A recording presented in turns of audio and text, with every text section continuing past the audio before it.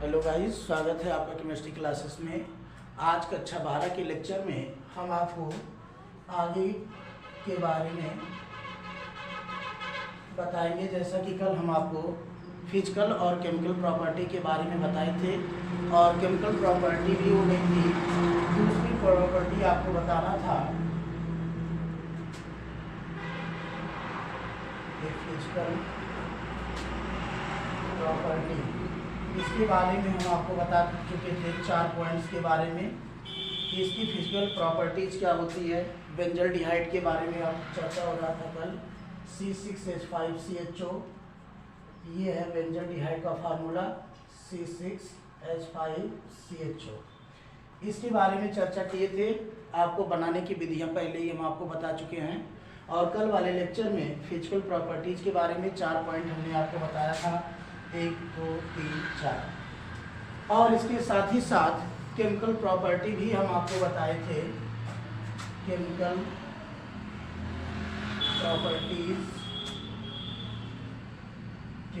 Properties के बारे में भी आपको बताए थे। पहला रिडक्शन हो गया था, फर्स्ट वाला रिडक्शन यानी कि अपचयन।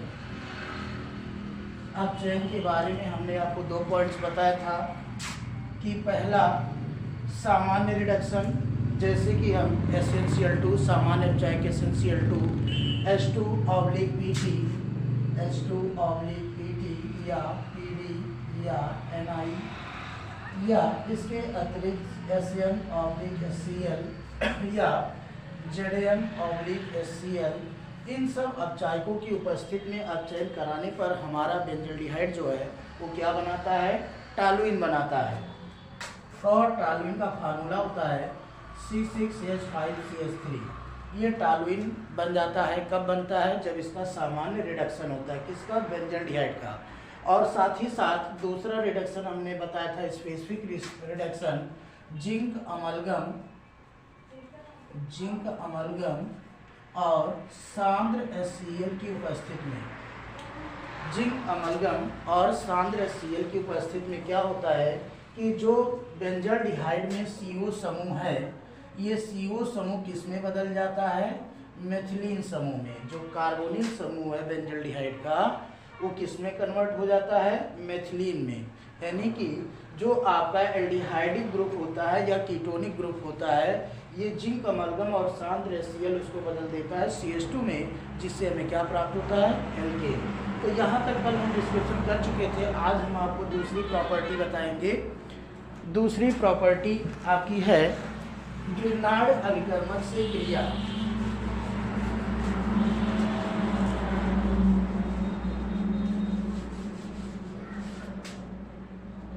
देखिए, दूसरा है ग्रिग्नार्ड अभिकर्मक से क्रिया।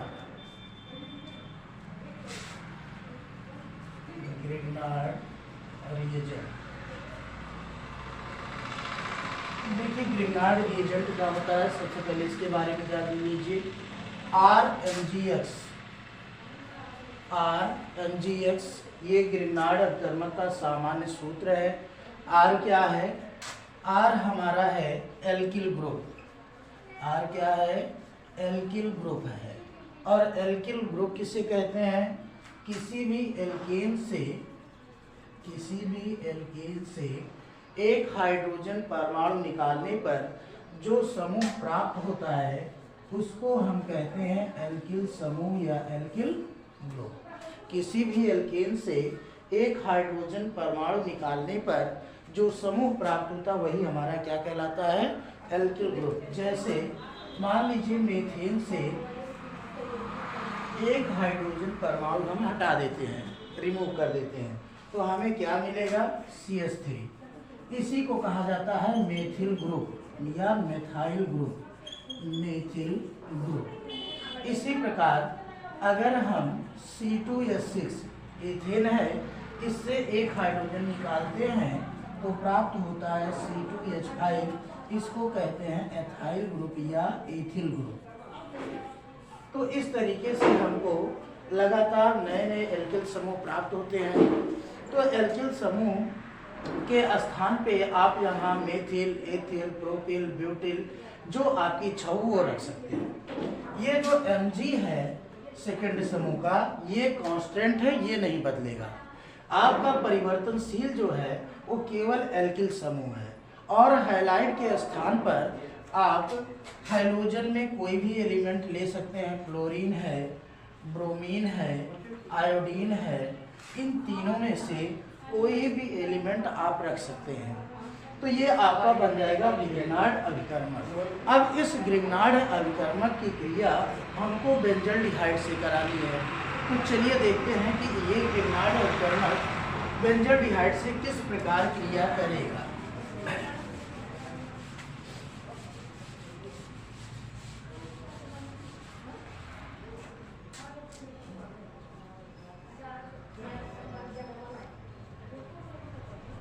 ये बेंजल्डिहाइड और एक पर्टिकुलर ग्रिग्नार्ड अभिकर्मक हमने ले लिया जिसका नाम है मेथिल मैग्नीशियम ब्रोमाइड।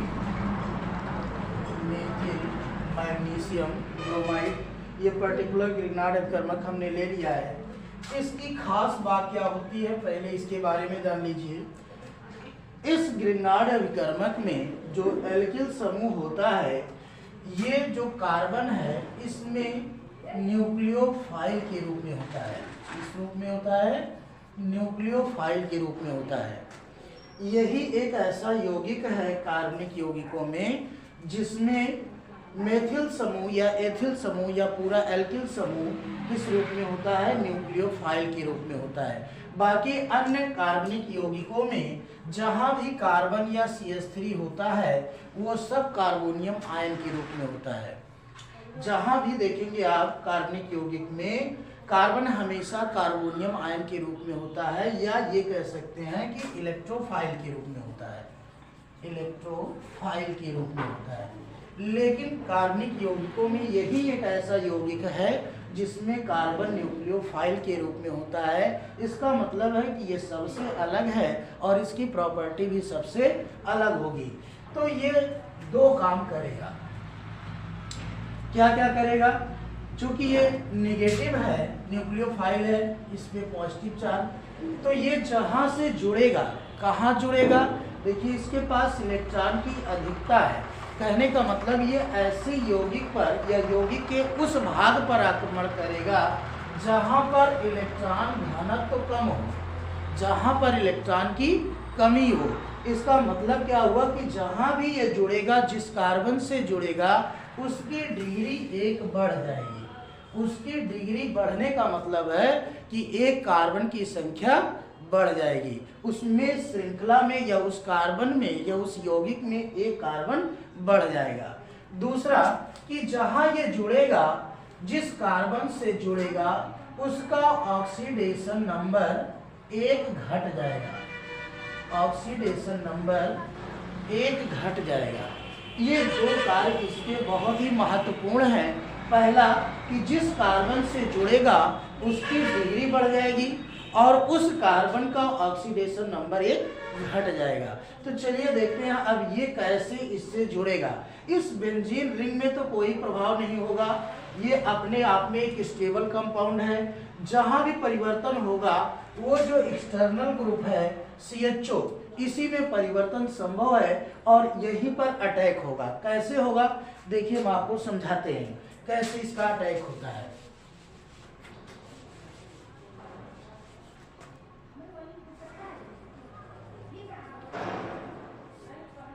देखिए यहाँ पर इसकी संरचना बना लेते हैं। ये कार्बन जो है ऑक्सीजन से डबल बॉन्ड से जुड़ा हुआ है और एक हाइड्रोजन है। अब इन दोनों की अगर हम तुलना करें तो कार्बन की विद्युत ऋणात्मकता ऑक्सीजन से कम है, या ये कह सकते हैं कि ऑक्सीजन की विद्युत ऋणात्मकता कार्बन से अधिक है। तो ये जो बॉन्ड पेयर है, ये बॉन्ड पेयर किस तरफ जाएगा? ऑक्सीजन की तरफ, क्योंकि इसकी विद्युत ऋणात्मकता अधिक है। अब इस पर अगर बॉन्ड पेयर शिफ्ट होगा तो इस पर आंशिक रूप से नेगेटिव चार्ज आएगा। और जहां से पाई बॉन्ड या डबल बॉन्ड खिसकेगा या जिसका भी बॉन्ड इलेक्ट्रॉन जाएगा उस पे आंशिक रूप से पॉजिटिव चार्ज आएगा, आंशिक पॉजिटिव और आंशिक निगेटिव। तो आंशिक रूप से अगर इस पर निगेटिव चार्ज आ रहा है तो जाहिर सी बात है इस पे प्लस वाला चार्ज आएगा, क्योंकि अट्रैक्शन हमेशा अपोजिट चार्जेज के बीच में होता है। तो ये पॉजिटिव वाला इससे जुड़ेगा और ये निगेटिव वाला इस कार्बन से जुड़ेगा, पॉजिटिव वाला निगेटिव के साथ और निगेटिव वाला पॉजिटिव के साथ। जैसे जुड़ रहा ऐसे आपको जोड़ देना है। पहले चलिए हम जोड़ देते हैं इसको। यहाँ C से जुड़ गया OMgCl, Br हमने लिया तो Br ले लीजिए, Br। यहाँ एक हाइड्रोजन है और इससे एक क्या जुड़ गया, CH3। देखिए इसकी डिग्री बढ़ गई। यहाँ पर इस कार्बन की डिग्री 1 थी, यहाँ हो गई 2। यहाँ पर इस कार्बन की डिग्री 1 थी। कैसे पता चला कि इस कार्बन से डायरेक्टली केवल एक ही कार्बन जुड़ा हुआ है, तो इसकी डिग्री 1 है। और यहाँ देखिए एक कार्बन तो ऑलरेडी जुड़ा था और एक और जुड़ गया, तो इसकी डिग्री कितनी हो गई, 2। अब देखिए ये अनस्टेबल कंपाउंड है, ये माध्यमिक उत्पाद है, ये माध्यमिक उत्पाद है, बीच वाला। अभी हमारा फाइनल प्रोडक्ट नहीं बना है। अब हम क्या करेंगे कि इसका जल योजन कराएंगे, जल का योग कराएंगे। इस यौगिक में जल डालेंगे और जल डालने से होगा क्या, अगर हम जल का कंपोजिशन देखें या जल को तोड़ें तो H+ और OH-, जल को अगर आयनों में विभक्त कर दें तो H+ और OH-। फिर वही प्रोसेस हमको करनी है। देखिए यहाँ पर पॉजिटिव चार्ज था पहले, जब ये जुड़ा था तो यहाँ पॉजिटिव था। अब इससे निगेटिव वाला जुड़ेगा, ये इस पर अटैक करेगा और ये जो पॉजिटिव वाला है देखिए यहाँ शुरू में ये निगेटिव था तो इस पर पॉजिटिव वाला जुड़ जाएगा, ये चला जाएगा ऑक्सीजन के साथ। तो ये बन गया नया compound COH CH3 plus Mg Br और OH। इसका नाम है हाइड्रोक्सी मैग्नीशियम हैलाइड। हैलाइड में ब्रोमीन है तो ब्रोमाइड लिख दीजिए, ब्रोमाइड, हाइड्रोक्सी मैग्नीशियम ब्रोमाइड। और ये क्या हो गया, अगर हम यहाँ से काउंट करें तो ये 1 फेनिल, देखिए कार्बन नंबर 1 पर ये पूरा आपका फेनिल है, 1 फेनिल और एथेनॉल, 1 फेनिल एथेनॉल, या इसी को हम कह सकते हैं कि सेकेंडरी एल्कोहल। इसकी डिग्री 2 है तो हम इसको सेकेंडरी एल्कोहल भी कह सकते हैं। ये इसका नाम है 1 फेनिल एथेनॉल। इस प्रकार से बेंजल्डिहाइड में ग्रिग्नार्ड अभिकर्मक की योगात्मक अभिक्रिया होती है। ये दोनों अभिक्रिया करके अल्कोहल का निर्माण करते हैं। तो आपको आशा करते हैं कि अच्छे से समझ में आया होगा। अगर नहीं समझ में आता तो 2 बार आप इसको रिप्ले करके देख लीजिएगा, अपने आप समझ में आ जाएगा। चलिए तीसरा हम आपको केमिकल प्रॉपर्टी बताते हैं, HCN का योग।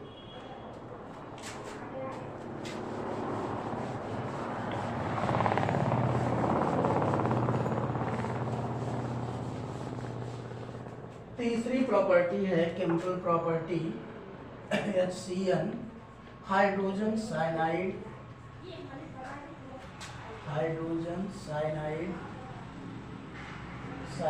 का योग,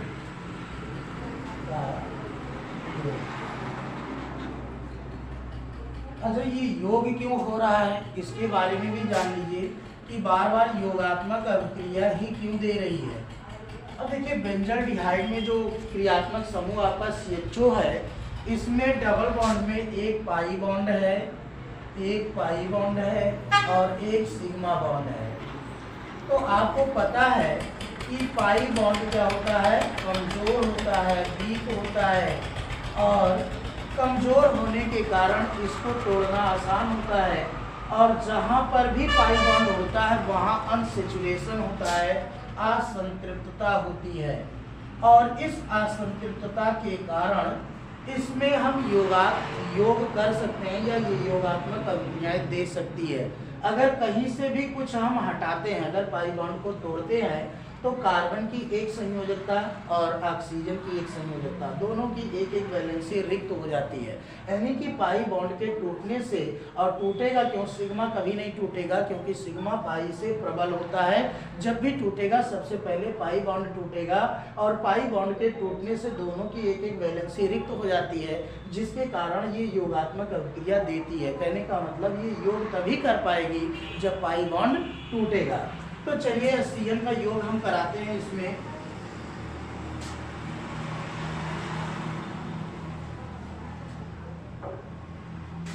देखिए HCl का योग करा देते हैं। इसको भी तोड़ लीजिए आप। सबसे पहले ये हाइड्रोसाइनिक एसिड या हाइड्रोजन साइनाइड, इसमें देखिए एक H+ है, और आप जानते हैं अम्ल की परिभाषा यही है कि ऐसे यौगिक जो अपने जलीय विलयन में H+ देते हैं वे सभी अम्ल होते हैं। तो ये हाइड्रोसाइनिक एसिड है या हाइड्रोजन साइनाइड है, H+ और Cl-। इसमें भी अभी हमने आपको बताया कि इलेक्ट्रोनेगेटिविटी ऑक्सीजन की अधिक होती है, जिसके कारण इस पर आंशिक रूप से नेगेटिव चार्ज और इस पर आंशिक रूप से पॉजिटिव चार्ज आता है जब इस पाई बॉन्ड का ट्रांसफर होता है या टूटता है। तो यहाँ पर जो निगेटिव चार्ज है, जो पॉजिटिव चार्ज है वो निगेटिव के साथ जुड़ जाएगा, और जो निगेटिव वाला है वो पॉजिटिव से जुड़ जाएगा। बस इतना ही आपको करना है। अगर हम इन दोनों का ऐड कर दें, इन दोनों को, तो देखिए क्या प्राप्त होता है, हमें एक नया यौगिक प्राप्त होगा C, ये हो जाएगा OH, H+ इससे जुड़ गया, और ऊपर एक हाइड्रोजन ऑलरेडी है और यहाँ से जुड़ गया Cl। ये यौगिक कहलाता है साइनोहाइड्रिन। किससे बना है, बेंजल्डिहाइड से बना है। तो इसका पूरा नाम हो जाएगा बेंजल्डिहाइड साइनोहाइड्रिन।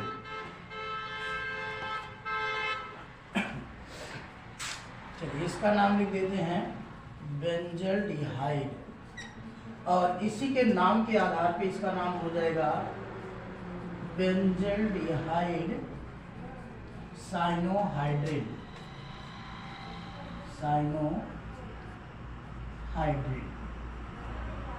बेंजल्डिहाइड, और इसका नाम बेंजल्डिहाइड साइनोहाइड्रिन। तो इस तरीके से ये योगात्मक अभिक्रियाएं देती है। जितने भी एल्डिहाइड और कीटोन है, चूँकि इस दोनों में कार्बोनिल समूह पाया जाता है, और कार्बोनिल समूह पाए जाने के कारण दोनों की प्रॉपर्टी एक जैसी होती है, चाहे वो आपका एल्डिहाइड हो और चाहे कीटोन हो। इसीलिए एल्डिहाइड और कीटोन जो होते हैं मुख्यतः योगात्मक अभिक्रियाएं देते हैं, क्योंकि दोनों में पाई बॉन्ड या ये कह सकते हैं दोनों में कार्बोनिल समूह उपस्थित होता है। चौथी प्रॉपर्टी हम आपको एक और बता देते हैं, इसके बाद कल बताएंगे आपको अगले लेक्चर में। चौथी प्रॉपर्टी देख लीजिए, सोडियम बाइसल्फाइड का योग।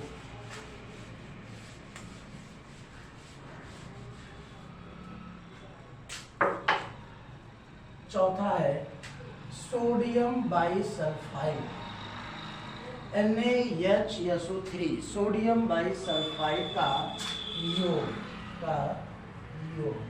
देखिए हमने सोडियम बाइसल्फेट क्यों नहीं ले लिया, क्योंकि देखिए आयत शब्द लगा है, तो ये इंडिकेट कर रहा कि इसकी ऑक्सीकरण अवस्था अभी सिर्फ +4 है।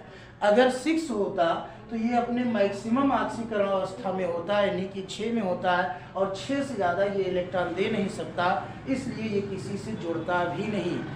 ये इसलिए यहाँ जुड़ रहा है क्योंकि अभी इसके पास एक लोन पेयर है।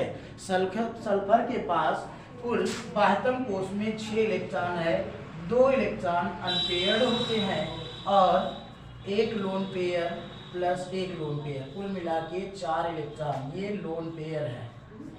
एक लोन पेयर, दूसरा लोन पेयर, कुल मिला के 4 इलेक्ट्रॉन इसके पास एक्स्ट्रा है पेयर के रूप में, और 2 अनपेयर होता है। तो ये 4 का यूज कर चुका है, अभी इसके पास एक पेयर है। कहने का मतलब अभी भी एक पेयर डोनेट कर सकता है, तो इसीलिए इसका नाम सोडियम सल्फाइड है। अगर यहाँ 4 होता है तो इसका नाम सोडियम सल्फेट हो जाता, और उस समय इसकी ऑक्सीकरण अवस्था +6 होती। चलिए इसका योग कराते हैं। जिस प्रकार हमने हाइड्रोजन साइनाइड का योग कराया है, बिल्कुल ठीक उसी तरीके से इसका भी योग कराना है। CHO प्लस सोडियम बाइसल्फाइड, तो ये नया कंपाउंड योगात्मक यौगिक बनाएगा। देखिए यहाँ पर OH हो गया, H हो गया, पाई बॉन्ड हमने तोड़ दिया। एक हाइड्रोजन है, इसको ऑक्सीजन के साथ जोड़ दीजिए, जो बच रहा है उसको अलग से लिख दीजिए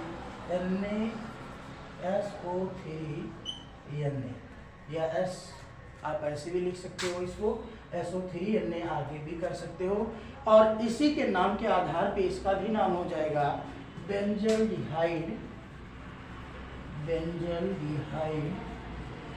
सोडियम बाइसल्फाइड,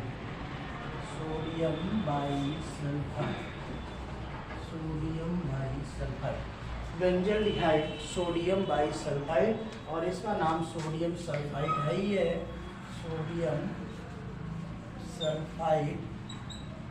और इसका नाम आप जान ही रहे हैं, जिसके बारे में हम लोग इतनी देर से पढ़ रहे हैं, बेंजल्डिहाइड। तो इस प्रकार से आज हमने 3 रिएक्शंस आपको बताया, केमिकल प्रॉपर्टीज के बारे में 3 रिएक्शंस आपको बताया, और आप लोग इसको अपने नोट्स में कंप्लीट कर लीजिएगा, अपना नोट्स बना लीजिएगा।